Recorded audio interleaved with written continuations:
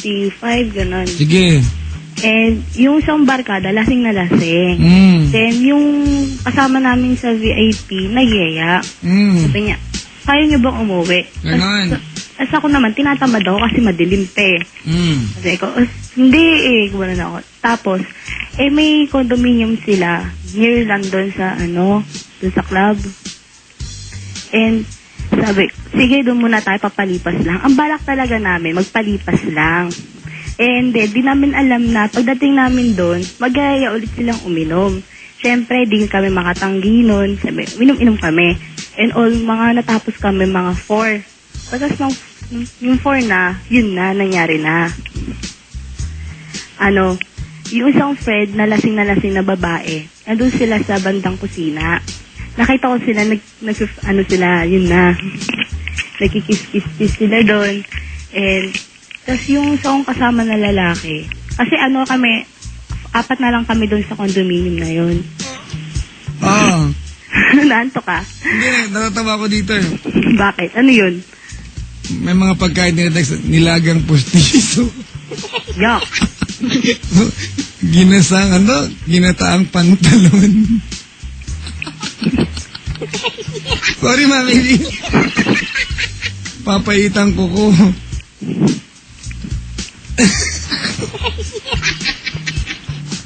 Dami yung kulit ang inigting pala ka. Silent binugbog na kabayo.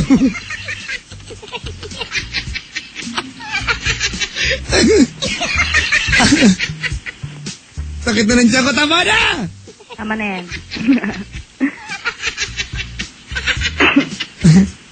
Ang kukulit naman ito sa atin eh. Pim! Ito. Ito mga pagsalita sa ito. Kaya kasi... Pinirito ang litid ng baklang dinosaur.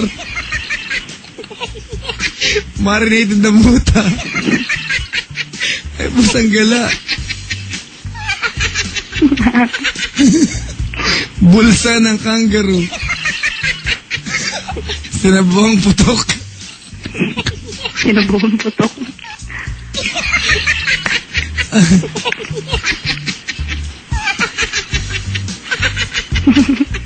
Sakit na ng tiyan ko.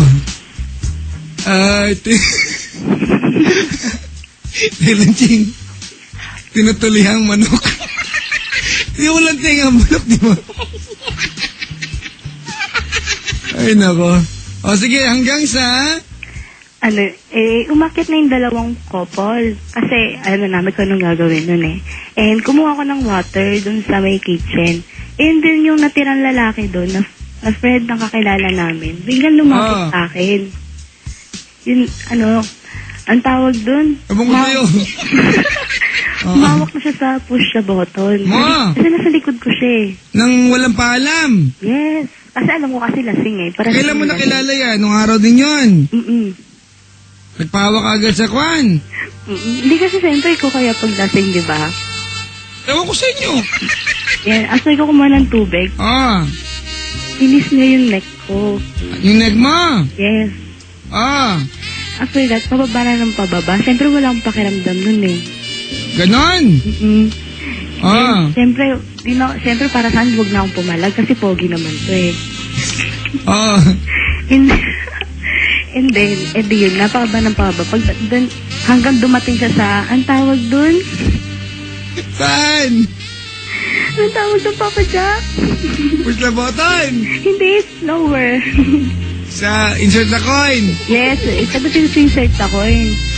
And then, niremove na niya yung clothes ko. Lahat, siyempre, naka-bare naked na ako. And then, sabi ko, bakit ganun? Ako lang yung nakahubad. Sa kusina? Sa kusina lang, kasakalan. Hindi lang malayo pa naman sa kalan nun. Sa may bandang kalababo naman, Papa Jack. Tapos, sabi ko, ba't ako lang yung nakahubad? Nasip-isip ko. Sinubaran ko rin siya. Inuna ko yung, nakapolo kasi siya. Then, sunod yung pantalon. Tapos, yung brief na. Then, kinantahan ko si ang tawag dun? Basta yun yung alam nila yun, Tapos kumanta ako ng Bahay Kubo. Ganon. Oo. And then, ayun na, in-insert, tapos na siguro almost 10 minutes ko siyang kinantahan. And then, siya naman yung kumanta sa akin. Pero mas matagal sa kanya. And then, in-insert na niya yung ano niya, yung ganun, sa insert na Koy. And then, shortcut na ang kwento. Hindi kasi baka nagmamadali ka kasi Papa Jack. Hindi, okay lang. Kasi dito lagi ka nagmamadali eh. Uy, sobra ka naman. Tapos? And then, sabi ko sa kanya, bakit dito? Nakakangawit dito. Sabi ko, choosy ako. Gusto ko sa malambot. Ganon? Oo. And then sabi niya, mamaya na. Parang hindi ko alam kung sabik na sabik si kuya. And then, sabi ko, sige, bahala ka na nga. Tapos yun, sabi ko, hindi ko na talaga kinaya yung siyempre yung tiga, simento. Sabi ko, tara kita tayo. Kinatalan ko na yung mukha ko. Nila ko na siya pataas. And then pagdating namin sa kwarto, kasi yung isang kwarto lang yun eh. Nandun naman yung dalawa namin kaibigan. Uy, may nag-text dito oh. Kinantahan din siya. May mic din siya. No. Sa'yo na yun, Yun sa'yo na yun. Tapos? And then, parang wala na kaming pakialam kahit naka-bare naked na kami lahat. Then yun na. Saan na kayo niyan? Sa kwarto na. And then parang nagsawa na kami sa isa't isa. Nagpalitan naman kami.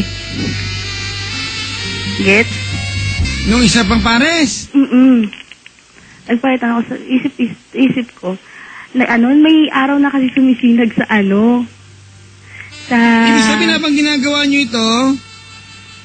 Lumiliwanag na. Hindi, nandun yung isang pares pa. Anong ginagawa nila? Nagaganon din.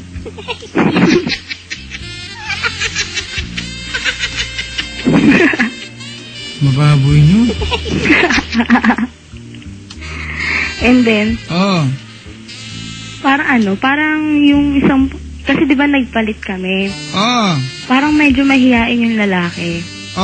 Sakto may banyo dun sa may kwarto. Doon kami sa banyo.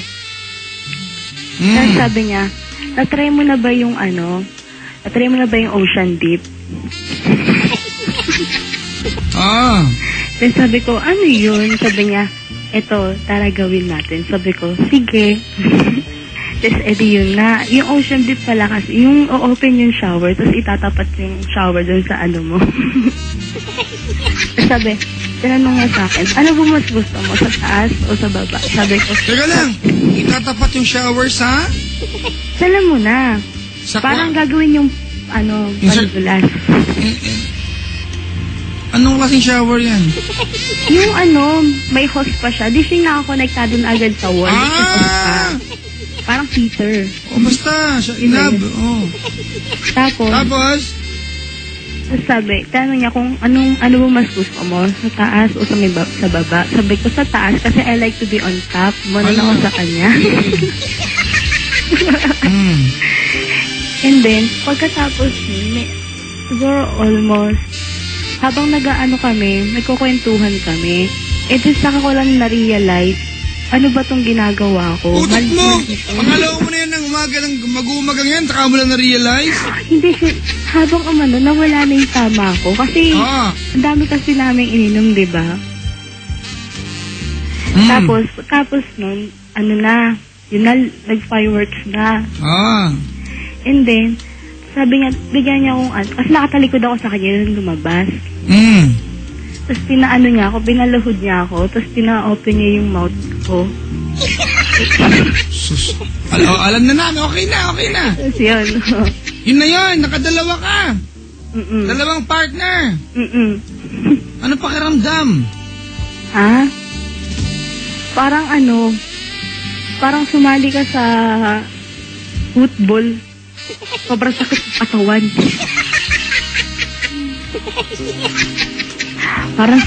Parang sinuntok ka, parang binugbog ka ni Manny Pacquiao, sobrang satang katawan. Banggit pa ng pangalan. Bigalit yung ating pambansang kamao, dinadami mo sa kwentong yan. Parang lang, di ba? Sorry ka, uy. Na. sorry.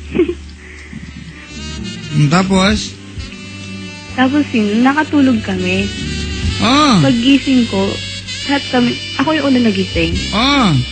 Paggising ko, nagmadali agad ako nag-bis kasi sobrang hiya ko. Iniwanan ko na yung kasama ko.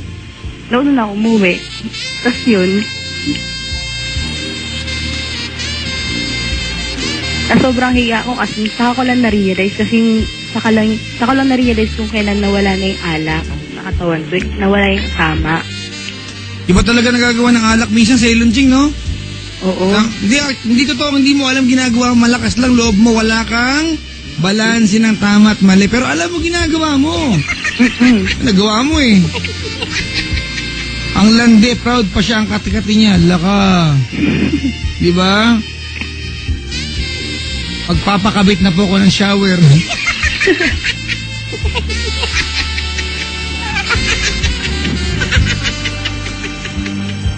Proud ka ba? Not really.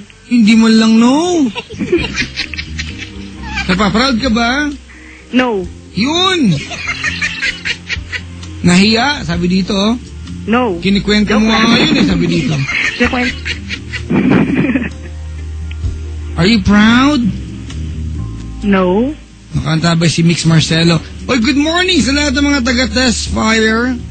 Kamusta kayong lahat? Di ko pa nadala yung site natin today. Sa bahay na lang, may internet na ako sa bahay. Nanghiram akong laptop asul. May broadbound. Puntang southbound and northbound. Talaga? Itchuserang frog yan, sabi dito. Sumpa ka, ha? Huwag mo nang ulitin to kahit anong mangyari, ha? Opo. Ako po si Tim. Na taga Quezon City. Na ngayon ay susumpa at mga ngako. Natitigilan ko na ang kalandian ko. Hindi ko na po hahayaang may dumalaw sa garden maliban sa akin. Ako lang po ang dapat nakatoka sa butterflies. Ayan, ha? Sumpaman. Superman. Suman. Gulaman. Haliman. Palaman. Batman. Wonder Woman. Ultraman. Ang ganda na lang. Salamat, ha? Good morning, Pim. Kaya magbago ka na, ha? Bye-bye. Opo. Alright, promise? Promise. Alright, thank you. Mga kaibigan, yan po si Pim ng QC. Sumumpa, isa na naman po ang ating isalba.